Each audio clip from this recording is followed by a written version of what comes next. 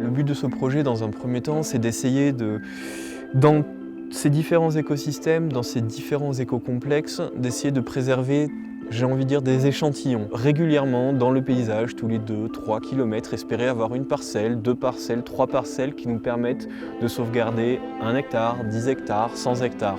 J'entendais une fois un directeur de parc national qui disait que finalement, le but de tous ces parcs nationaux, c'est qu'un jour, ils n'existent plus parce qu'on n'en a plus besoin. Malheureusement, on en a de plus en plus besoin.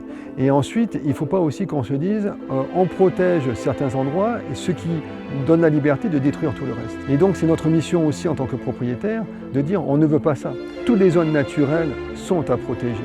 La question de l'environnement et du dérèglement climatique actuel, de tous les problèmes qui se posent, on aimerait trouver effectivement des espaces dans lesquels on puisse avoir une modeste participation. J'essaye d'apporter quelque chose qui aille dans le bon sens, mais en pensant effectivement au futur, aux générations futures.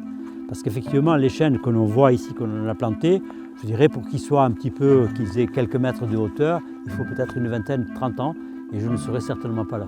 Et le mieux vivre ensemble, on a essayé, ouais, quand on dit le bien-être ou le bien-vivre, qu'est-ce que ça veut dire? Mais l'idée de mieux, c'est l'idée d'une progression, d'aller vers quelque chose que l'on peut juger une amélioration. Ça, c'est important, parce que c'est plus dynamique. Les plantes se changent souvent, elles changent un peu de terrain. Les orchidées, par exemple, vous mettez une orchidée là, elle va pousser plus loin, plus loin, plus loin, plus loin. Non, elle ne reste pas. Il faut qu'elle voyage. Pour moi, c'est vraiment une grande joie de faire partie de ce projet de réserve. Parce qu'en ayant envie de contribuer à la protection de l'environnement, en tant que propriétaire, je me sentais isolée quelque part. Là, je fais partie d'un réseau de personnes passionnantes qui m'apportent énormément de choses, qui me permettent de mieux connaître le milieu dans lequel je vis. Et en plus que ça me donne les outils et la compréhension pour agir de manière positive pour la biodiversité, pour moi c'est un cadeau.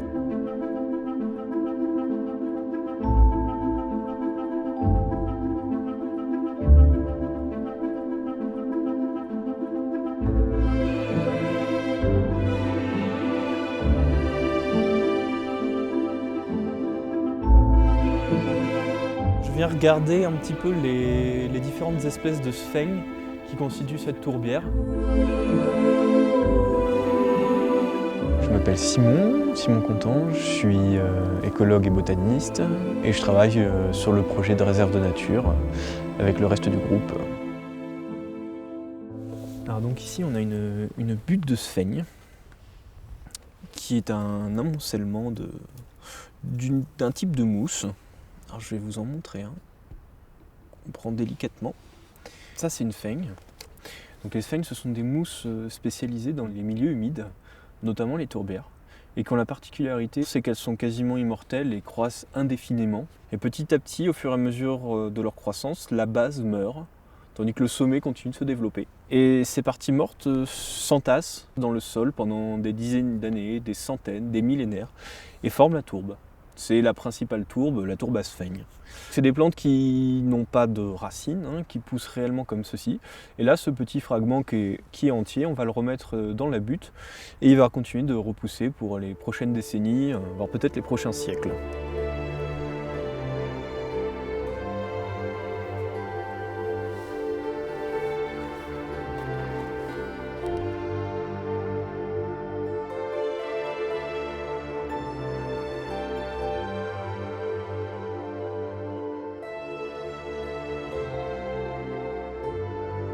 Je m'appelle Lionel Coste, donc je suis enseignant.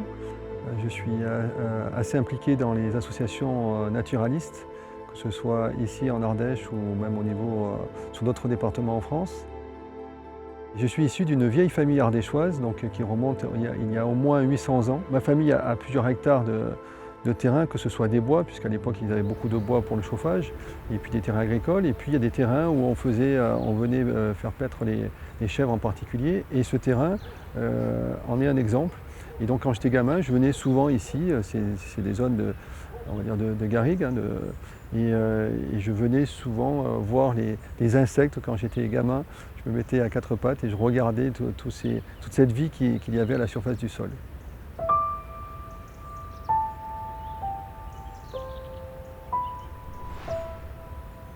Moi, j'ai l'expérience avec notre association de créer des réserves avec des acquisitions foncières, mais il y a d'autres moyens de protéger ces terrains lorsqu'on est propriétaire. On peut aussi s'approcher de naturalistes, d'associations naturalistes qui vont nous aider pour connaître la richesse de la biodiversité qui est présente sur notre terrain et ainsi pouvoir mieux gérer ce terrain et conserver au maximum cette biodiversité. Alors, tu Orlaïa. vois par ici. Alors, ça c'est pas l'Orlaïa, Oh merde. c'est le Cartamus, non mais c'est pas grave. Ça c'est le Cartamus laineux. Donc pareil, tu vois, c'est une plante de milieu un petit peu perturbée, qui est extrêmement piquante, donc la récolte va être un peu difficile. Donc là on a quelques graines, tu vois, ça suffit. Quand on trouvera d'autres individus, on pourra en prélever un petit peu plus.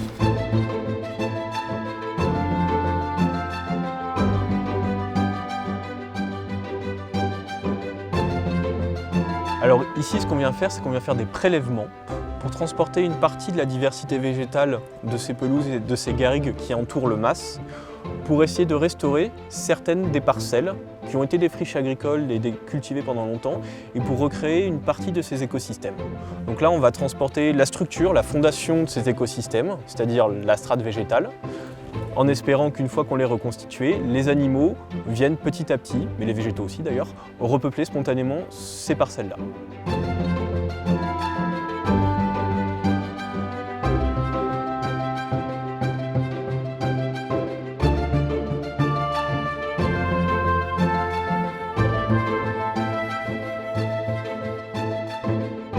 Je m'appelle Cassie Texier. Donc moi j'ai un projet de jardin-forêt. Pour moi la nature elle est essentielle. C'est-à-dire que moi je suis vraiment quelqu'un qui a besoin d'être dans la nature. Ça me ressource, la nature me ressource. Ma rencontre avec Simon, c'est vraiment pour moi une grande chance. Parce que d'abord j'allais faire beaucoup de bêtises. En écoutant les vidéos YouTube qui donnent des informations, sûrement de très bonnes aussi bien sûr.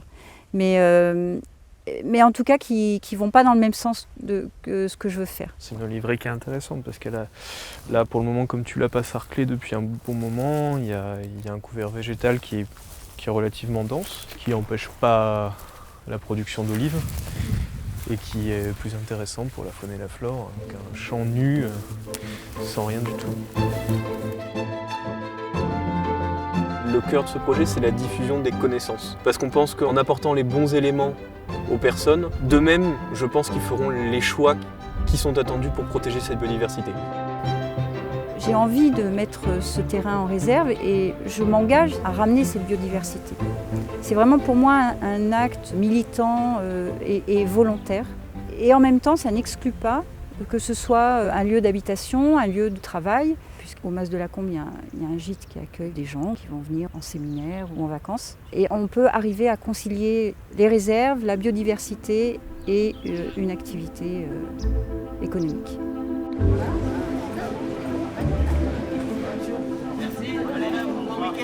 Vu que c'est ce que vous mettiez dans un message à Nicolas.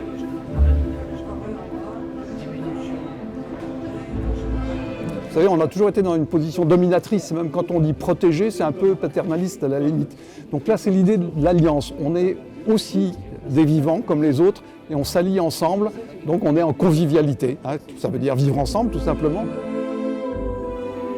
Par exemple, est-ce qu'on veut laisser à la nature des espaces de liberté?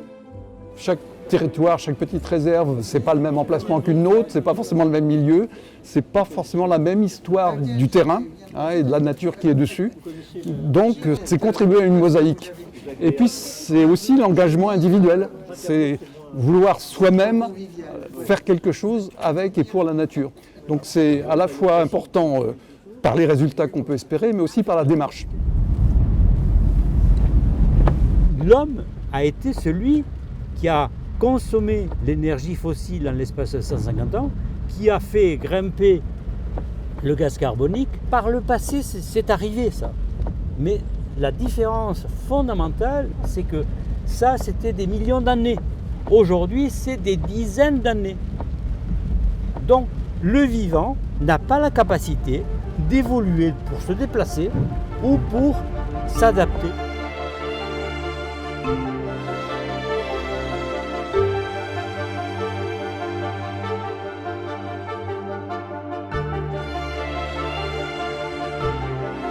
On a ici effectivement le pin maritime qui se plaît énormément, il se plaît trop et donc il est plutôt envahissant. Et on essaye ici de corriger un petit peu sa domination.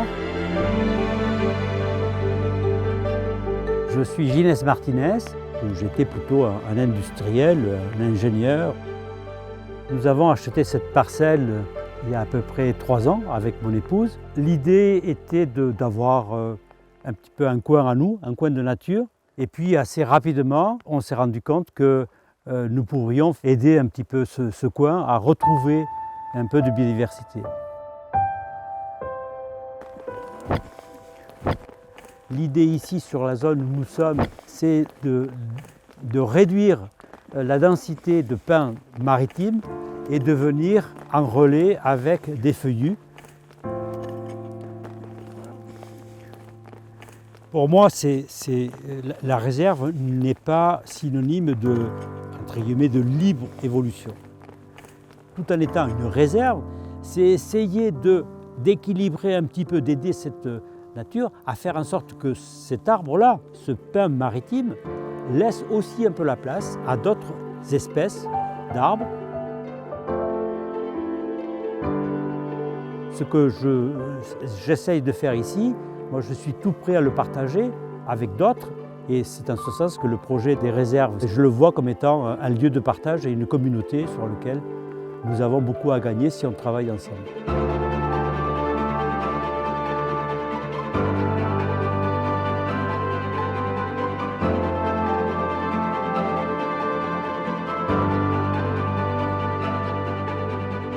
Lorsqu'on possède des terrains, qu'ils soient petits ou grands, on peut faire des choix de faire ou de ne pas faire certaines choses qui ont un impact direct sur les plantes, sur les animaux qui vivent.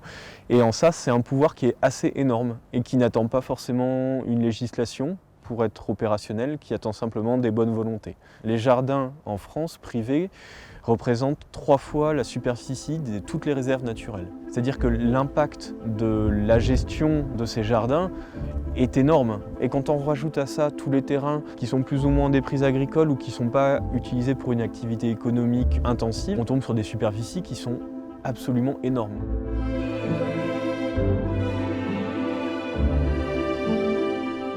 Que ce soit des propriétaires qui habitent à la ville et qui ont du terrain à la campagne, ou des gens qui habitent à la campagne, des agriculteurs, qu'ils soient propriétaires ou exploitants, au final, toute personne qui a un petit lopin de terre peut s'y greffer, peut y être inclus.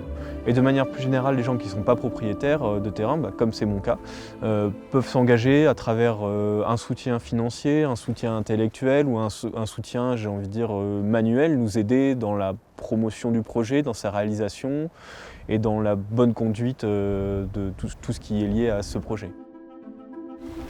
Là, tu vois, il y a plein de... C'est les anciens buis, c'est les buis là qui sont morts, qui ont été mangés par la pyrale.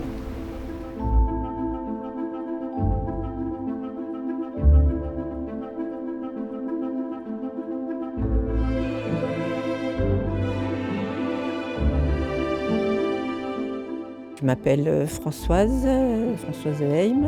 Je vis en Ardèche avec mon compagnon depuis 6 ans maintenant et où nous sommes particulièrement heureux et en particulier au milieu de cette nature.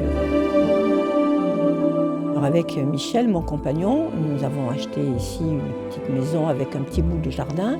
Nous n'avons pas de terrain ici. Nous avons la chance d'avoir éventuellement la possibilité de participer au financement Si des personnes veulent vendre leurs terrains et qu'on puisse les mettre en réserve au nom d'une fondation ou d'une association, on en parle aussi autour de nous, parce que d'autres personnes que l'on connaît, si elles ont connaissance de ce projet-là, peuvent être intéressées. La question de l'environnement et du dérèglement climatique actuel, de tous les problèmes qui se posent, on aimerait trouver effectivement des espaces dans lesquels on puisse avoir une modeste participation, à la fois pour toute l'humanité, mais aussi égoïstement pour nos enfants, nos petits-enfants. Donc c'est une opportunité à la fois qui nous est donnée et en même temps dans laquelle nous pouvons avoir une place dans la mesure de nos possibilités et de nos moyens. Pour le moment, le projet est relativement centré sur l'Ardèche méridionale, le Bas-Vivarais, ce qui fait peu ou prou une petite moitié du département de l'Ardèche, qui comprend également le nord du Gard et une petite partie de la Lozère. Évidemment, ce n'est pas des limites strictes. Une personne qui se trouverait 1 kilomètre au-delà de la 16 qui serait intéressée est évidemment la bienvenue. On a presque toutes les combinaisons possibles de biotopes qui croisent la géologie, l'abondance d'eau et le climat dans un tout petit périmètre de quelques dizaines de kilomètres sur quelques dizaines de kilomètres carrés.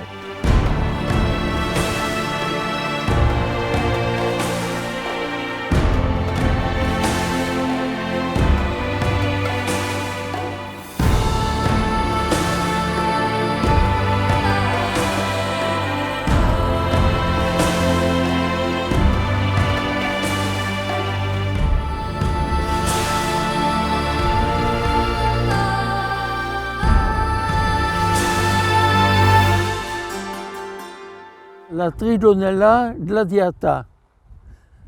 Gladius, ça veut dire le glaive, l'épée, en latin. Et on a ici des fruits qui ressemblent un peu à des épées très larges que se servaient les Romains à l'époque. Elle est rare, très rare. J'en ai trouvé un seul plan un peu plus loin. Et là, je n'en ai pas trouvé. Mais il peut y en avoir. Hein. Je suis né là, j'ai passé mon enfance, on était 5 frères ou sœurs. On s'amusait beaucoup, on allait partout. On m'avait dit, tu ne viendras pas vieux. L'épidium à feuilles de graminées. Voilà. Bon, une nouvelle plante pour votre inventaire. J'en ai d'autres, l'épidium. Il y en a plusieurs. Il y en a d'autres, ouais. Celui-là, c'est le dernier qui pousse dans la saison. Je ne suis pas botaniste professionnel, pas du tout. Mais quand j'étais enfant, comme tous les enfants ici, on aimait voir les plantes, les fleurs. On portait un petit bouquet à sa maman, vous savez, comme ça. Et puis de là, moi, j'ai toujours aimé la nature, dès le départ. Hein. Et puis quand j'avais 10 ans, j'étais en école, le maître d'école nous avait raconté quelque chose sur les plantes, les fleurs et les papillons. C'était magnifique. Alors je m'étais dit, un jour, à moi-même, un jour j'en serai grand, j'étudierai les plantes et les papillons. C'est ça. Alors là, voici un partout là. Vous pourriez m'en parler un tout petit peu de cette plante? Achilleodorata, elle sent très très bon. Vous prenez une feuille, on peut la froisser et sentir, elle sent très très bon. Elle a un beau parfum. Elle porte bien son nom. Et elle porte bien son nom. J'ai toujours vu ce terrain-là, pour toujours dans l'image, comme il est. Et ça n'a pas changé, je dirais. Et ça n'a pas changé, je dirais, depuis les époques anciennes, même depuis le néolithique, je dis. Alors qu'on a beaucoup planté ou semé dans toute la plaine. Pour les gens, ici, c'est pauvre. C'est un terrain tout à fait pauvre. On pourrait y planter de la vigne, là. Hein. Mais c'est pour ça qu'il faut le protéger, sinon ça sera peut-être revendu plus tard et ça disparaîtrait, ça. Je tiendrai à ce que ce terrain reste comme il est. Beaucoup, je tiens beaucoup. Mais j'attends aussi que les botanistes nous aident un peu à savoir ce qu'il faut faire ou pas faire.